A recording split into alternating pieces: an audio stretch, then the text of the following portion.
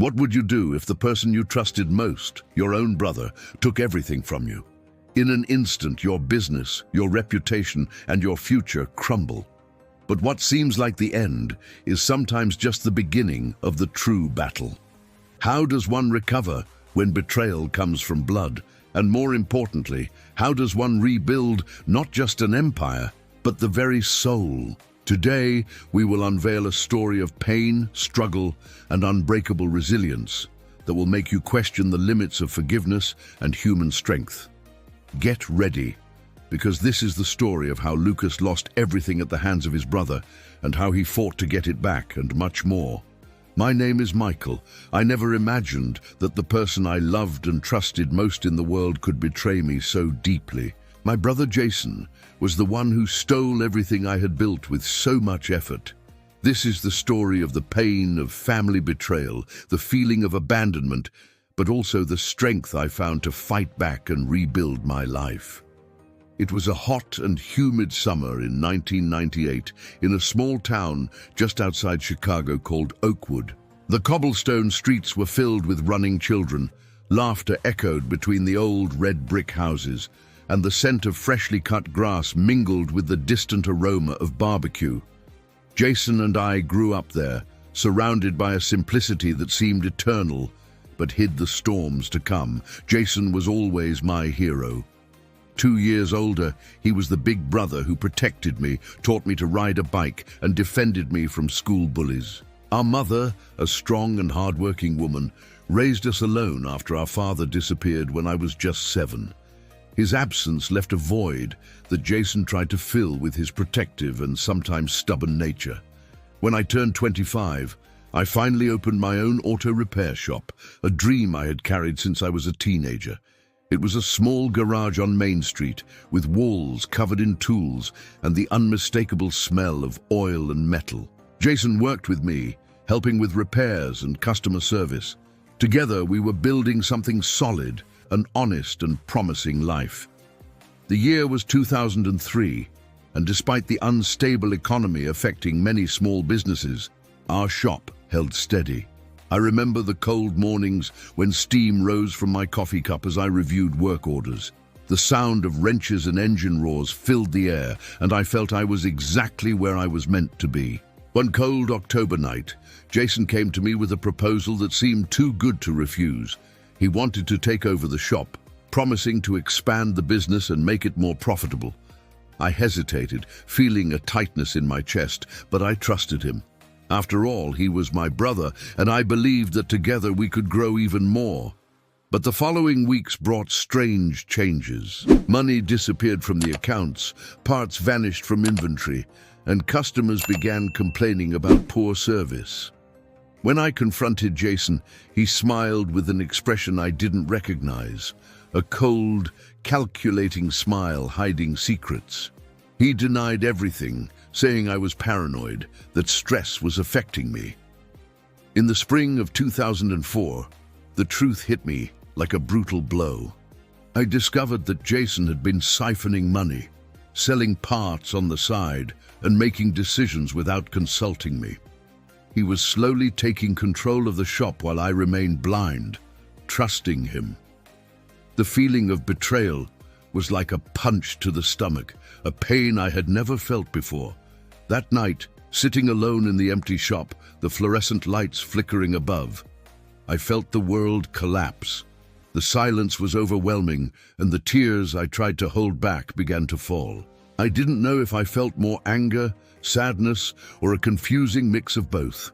The brother I loved had become my enemy. The following months were a whirlwind of legal battles, sleepless nights, and a constant feeling of loss. I hired a lawyer, but Jason always seemed one step ahead, using tricks and maneuvers to keep me away from what was rightfully mine. The fight was not just for the business. It was for my dignity, for justice that seemed increasingly out of reach. In the summer of 2005, the harsh reality was confirmed. I lost everything. The shop, my dream and livelihood, was taken by Jason. My savings vanished, and the trust I had in family shattered into 1,000 pieces. The emptiness was immense, as if I had been ripped from my own body and left behind, directionless. I moved into a small, dull apartment in downtown Chicago, where the constant city noise contrasted with the silence I felt inside.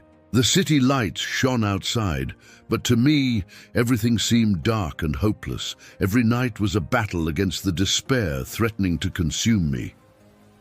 One night, walking through the old neighborhood where I grew up, memories flooded me. I saw the houses where we played, the park where we spent afternoons, and felt the absence of our mother, who always tried to keep the family together despite hardships. It was as if the past was calling me, begging me not to give up, even when all seemed lost. Determined not to be defeated, I took any job I could find. Waiter, delivery driver, helper in workshops.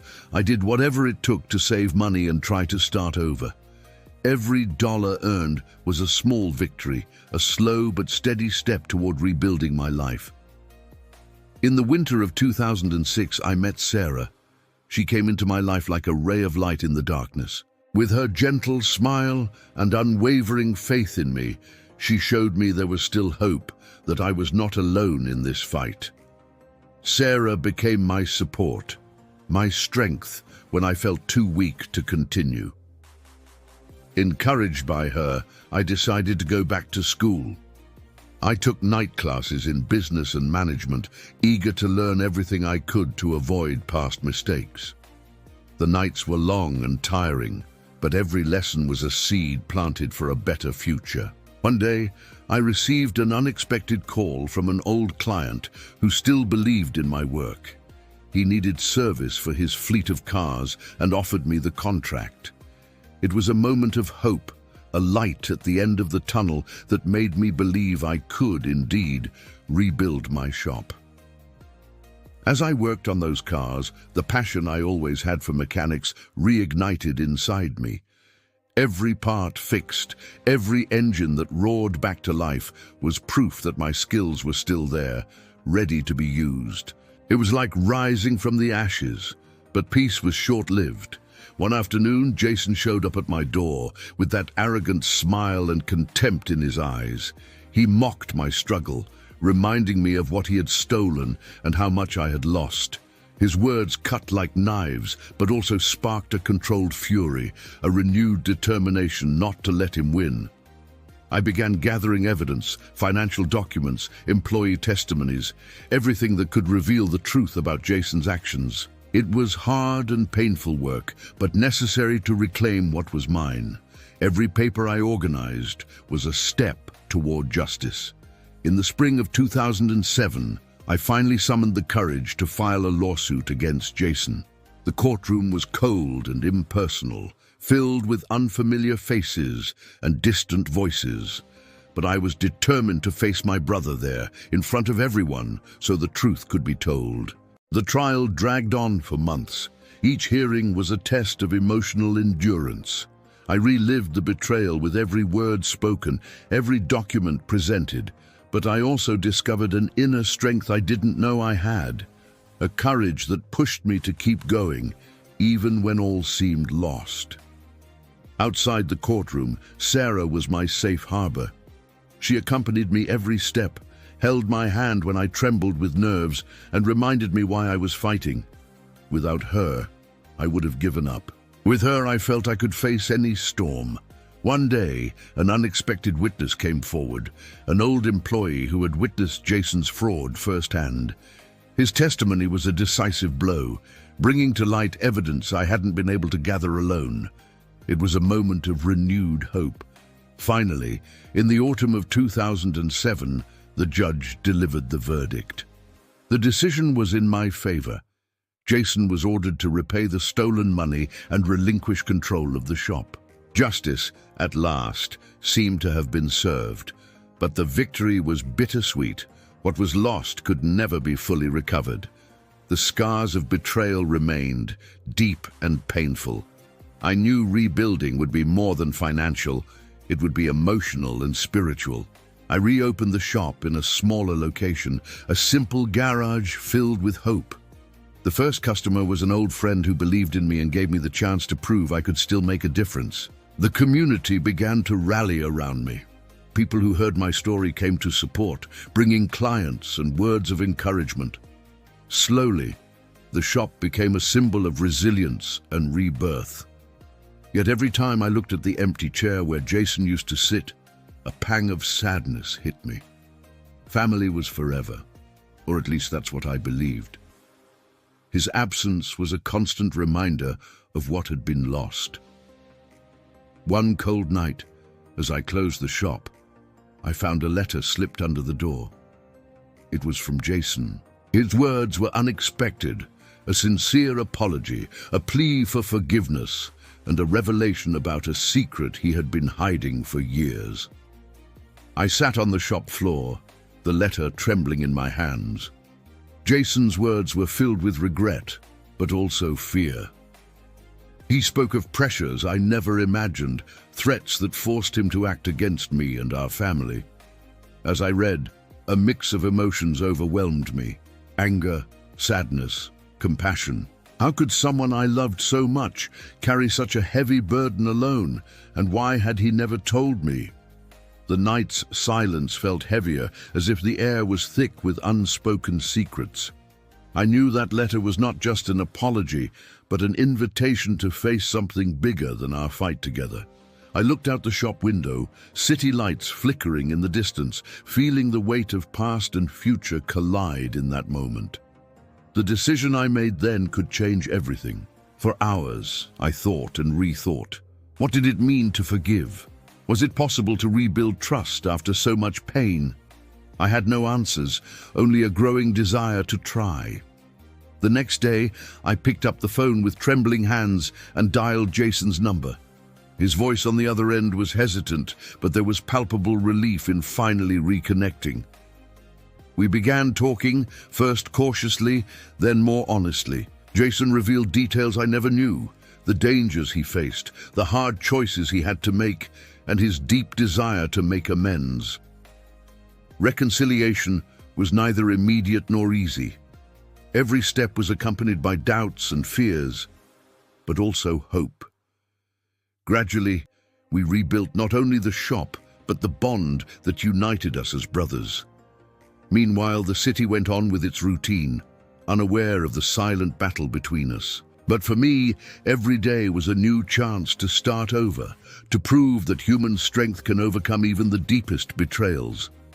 And so, with a heavy heart but full of determination, I closed that chapter of my life, knowing the real fight was just beginning. The phone rang once, twice, and then Jason's voice came through, rough, hesitant, but unmistakably his. "Michael, I didn't expect you to call." I took a deep breath, trying to control the nervousness that tightened my chest. "We need to clear the air, Jason. There's more to this than you've told me." He was silent for a moment, as if weighing each word.